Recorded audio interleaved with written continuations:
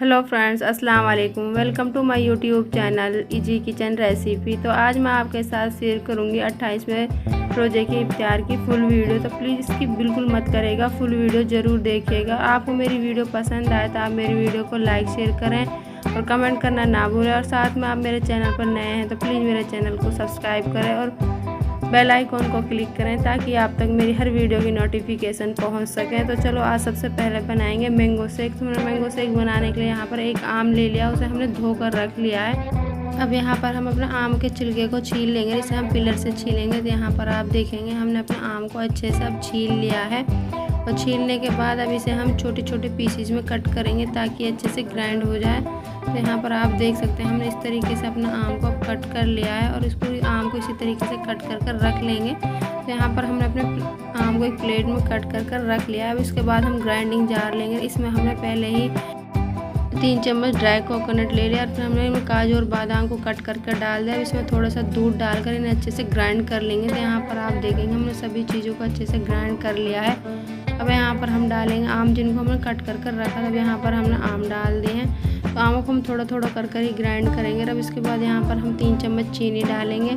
फिर से हम इसमें थोड़ा सा दूध डालेंगे ताकि ये अच्छे से ग्राइंड हो जाए। तो यहाँ पर हमने दूध डाल दिया और इसे हम अच्छे से एकदम स्मूथ सा पेस्ट बना लेंगे। तो यहाँ पर आप देखेंगे हमने आम को अच्छे से ग्राइंड कर लिया है। अब यहाँ पर हम एक बर्तन लेंगे और उसमें हम ग्राइंड किए आम डाल देंगे। अब जो हमारे आम बचे थे वो भी ग्राइंड कर लिए, वो भी डाल दिए। तो हमने अपने पूरा आमों को ग्राइंड कर लिया। अब यहाँ पर हम हैंड विस्क कर लेंगे, उसकी मदद से अच्छे से मिक्स कर लेंगे। तभी यहाँ पर हमारा मैंगो शेक थोड़ा गाढ़ा है। अब इसमें हम थोड़ा सा दूध और डालेंगे। दूध आप अपने हिसाब से डाल सकते हैं। और अब इसके बाद हम यहाँ पर डालेंगे थोड़ी सी बर्फ़। तो यहाँ पर हमने बर्फ़ ले ली, वो डाल दी, उसे हम अच्छे से मिक्स कर देंगे। तो यहाँ पर हमारा मैंगो शेक बनकर तैयार है। अब यहाँ पर हम सर्व करने के लिए ग्लास लेंगे। तो यहाँ पर हमने ग्लास ले लिया, इनमें हमने आइस क्यूब डाल लिए और अब यहाँ पर हमने अपने मैंगो शेक को सर्व कर लिया है। अब इसके बाद इसे हम अपने मनपसंद ड्राई फ्रूट से गार्निश कर देंगे। हमने काजू, पिस्ता और बादाम से मैंगो शेक को सर्व कर लिया। तो फ्रेंड्स यहाँ पर हमारा मज़ेदार सा मैंगो शेक बनकर तैयार है। तो आप इसे एक बार ज़रूर ट्राई करिएगा। इफ्तार में बहुत ही मज़े का लगता है और आप इसे ठंडा ठंडा सर्व करेगा, आपको इसे पीकर दिल खुश हो जाएगा। अब इसके बाद हम बनाएंगे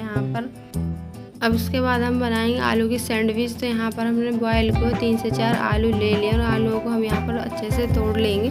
तो यहाँ पर हमने आलू तोड़ लिए, हम बिल्कुल बारीक तरीक़ा से मैश नहीं करेंगे। तो यहाँ पर आप देखेंगे आलूओं को थोड़ा मोटा मोटा ही तोड़ कर रख लिया है। अब इसके बाद इसमें हम मसाले डालेंगे। सबसे पहले हम यहाँ पर डालेंगे नमक। तो यहाँ पर 1/4 चम्मच हमने नमक डाल दिया है। 1/4 चम्मच हमने लाल मिर्च पाउडर डाल दी है। यहाँ पर हमने एक छोटी प्याज को कट कर डाल दिए। इसके बाद हम डालेंगे अब हरा धनिया और अब यहाँ पर डालेंगे हम मैगी मसाला। तो यहाँ पर हमने मैगी मसाला भी डाल दिया है। अब इन सभी चीज़ों को फिर से हम अच्छे से मिक्स करेंगे। तो फ्रेंड्स यहाँ पर आप देखेंगे हमने आलू और सभी मसालों को अच्छे से मिक्स कर लिया और अपने आलू के मिक्सचर को हम बनाकर तैयार कर लेंगे। अब यहाँ पर हमने आलू के मिक्सचर को बनाकर तैयार कर लिया। अब इसे हम रखेंगे और इसके बाद हम यहाँ पर लेंगे ब्रेड की स्लाइसेस। तो हम यहाँ पर 2 ब्रेड की स्लाइसेस ले लेंगे। तो हमने ब्रेड की स्लाइसेस रख लिया। अब इस पर हम लगाएंगे बटर।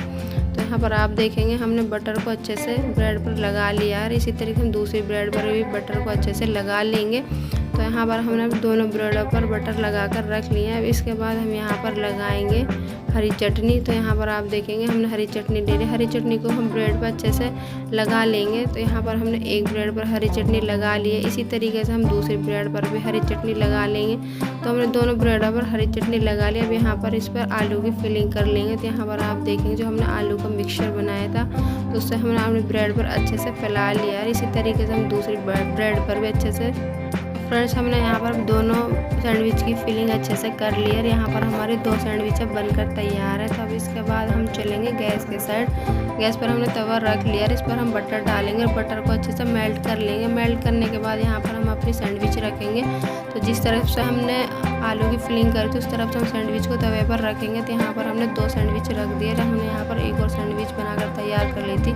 तो हम यहाँ पर एक साथ 3 सैंडविच बनाकर तैयार करेंगे और अभी फिर से हम यहाँ पर बटर लगाएंगे। तो यहाँ पर हमने तीनों सैंडविच पर बटर लगा दिया, हल्का सा घुमाते हुए सेक लेंगे। तो अब यहाँ पर हमारी सैंडविच को सीखते हुए 3 मिनट हो गए। अब इन्हें दूसरी साइड से पलट देंगे। तो यहाँ पर आप देखेंगे हमारी सैंडविच में बहुत ही अच्छा कलर आया और ये दूसरी साइड से भी सीख गई है। फिर से हम थोड़ा सा पलट करेंगे, 1 से 2 मिनट और सेक लेंगे ताकि एकदम क्रंची बनकर तैयार हो। तो यहाँ पर आप देखेंगे हमारे अब आलू सैंडविच बनकर तैयार है। इन्हें अब हम तवे से उतार कर सेक लेंगे। हम इन्हें 4 से 5 मिनट लो फ्लेम पर सेकेंगे ताकि एकदम क्रंची बनकर तैयार हो। तो यहाँ पर अब हमारी ब्रेड सैंडविच बनकर तैयार है। हमने तवे से उतार लिया। तो फ्रेंड्स यहाँ पर आप देख सकते हैं हमारी मज़ेदार से अब सैंडविच बनकर तैयार है। अब इसे हम ट्रायंगल शेप में कट कर दिखाएंगे।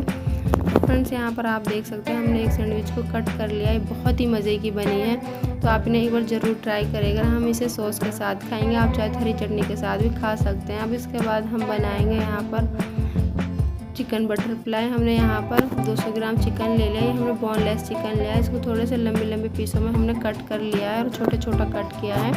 तो अब इसके बाद हम सबसे पहले डालेंगे यहाँ पर अदरक लहसुन का कुटा हुआ पेस्ट और यहाँ पर हम डालेंगे नमक। 1/4 चम्मच हमने नमक डाल दिया। 1/4 चम्मच हमने यहाँ पर लाल मिर्च पाउडर डाल दिया। और इसके बाद 1 पिंच के करीब हल्दी डाल दी। यहाँ पर 1 चम्मच हमने कुटी हुई लाल मिर्च डाल दी। यहाँ पर एक काली मिर्च डाल दी है। इसके बाद हम यहाँ पर थोड़ी सी सोया सॉस डालेंगे। हम यहाँ पर डालेंगे आधा ढक्कन यहाँ विनेगर, तो यहाँ हम विनेगर डाल दिया। अब यहाँ पर हमने अब सबसे लास्ट में हम डालेंगे यहाँ पर 1 चम्मच केचप, तो हमने 1 केचप डाल दिया। अब यहाँ पर हमारी सभी चीज़ें डल गई हैं। अब इन्हें हम हाथ से अच्छे से मिक्स करेंगे, एक बोटी पे अच्छे से अप्लाई कर देंगे। तो यहाँ पर हमने सभी मसालों को चिकन में अच्छे से लगा दिया है।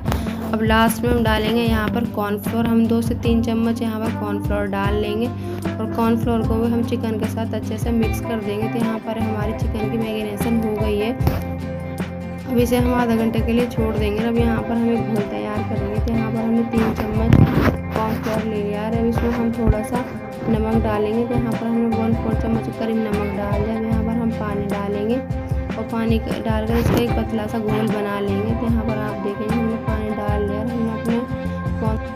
अब यहाँ पर हमने अपने घोल को बनाकर तैयार कर लिया है। इसको हम एक साइड करेंगे। अब यहाँ पर हम लेंगे आलू। हमने 2 आलूओं को गोल गोल और पतला पतला कट कर रख लिया था। इसमें हमने नमक डाले थे ताकि ये थोड़ा सा सॉफ्ट हो जाए। तो यहाँ पर आप देखेंगे हमारा आलू एकदम सॉफ्ट हो गए हैं, अच्छे से फोल्ड हो जाएंगे। तब यहाँ पर हमने सभी इंग्रेडिएंट को एक साथ रख लिया। अब यहाँ पर हमें आलू के पीस लेंगे और उसको हम कॉर्नफ्लोर वाले घोल में डालेंगे। फिर हम इसमें चिकन की फिलिंग करेंगे।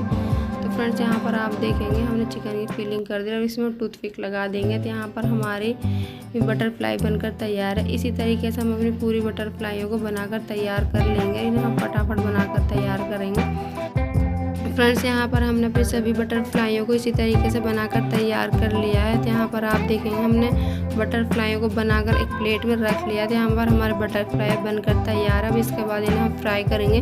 फ्राई करने के लिए हमने ऑयल को पका लिया है और गैस का फ्लेम को हमने मीडियम कर दिया है। तो अब यहाँ पर हम एक एक करके अपनी बटरफ्लाइयों को ऑयल में डाल देंगे। तो हमने अपनी सभी बटरफ्लाइयों को ऑयल में डाल दिया। इन्हें हम 2 मिनट ऐसे ही पकने देंगे। तो अब यहाँ पर इन्हें पकते हुए 2 मिनट हो गए। इनको हम हल्का सा पलट देंगे ताकि एक साइड से ज़्यादा पके ना। तो यहाँ पर आप देखेंगे हमने अपनी बटरफ्लाइयों को पलट दिया। इन्हें मीडियम फ्लेम पर पका लेंगे ताकि चिकन और आलू हमारा अच्छे से गल जाए। तो यहाँ पर हमारे बटरफ्लाइयों को पकते हुए 3 से 4 मिनट हो गई हैं और इनका कलर भी अब चेंज होने लगा है। तब यहाँ पर आप देखेंगे हमारे बटरफ्लाई अच्छे से फ्राई हो गए। इनको हम ऑयल से अलग करेंगे। तो यहाँ पर हम अपनी सभी बटरफ्लाइयों को ऑयल से निकाल लेंगे और निकालने के बाद इन्हें हम एक प्लेट में करेंगे। तो यहाँ पर आप देखेंगे हमने अपनी बटरफ्लाइयों को प्लेट में रख लिया है। इन्हें हमने सर्व कर लिया है। तो यहाँ पर हमने अपनी मज़ेदार सी बटरफ्लाइयों को बनाकर रख लिया है। आप चाहें तो इन्हें केचप या मेयोनीज के साथ भी खा सकते हैं। तो हम इन्हें ऐसे ही खाएंगे। तो फ्रेंड्स आप इन्हें एक बार ज़रूर ट्राई करेगा, बहुत ही मज़े की बनती है। अब यहाँ पर हमारी इफ्तार बनकर तैयार है। इफ्तार को हम दस्तरखान पर लगा लेंगे। तो हमने अपने इफ्तार को दस्तरखान पर लगा लिया और अब यहाँ पर हमारा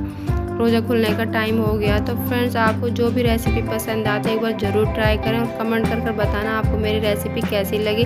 तो मिलती हूँ मैं आपसे नई वीडियो के साथ। तब तक के लिए अल्लाह हाफिज़ और आप अपना ख्याल रखिएगा। मुझे अपनी दुआ में ज़रूर याद रखिएगा।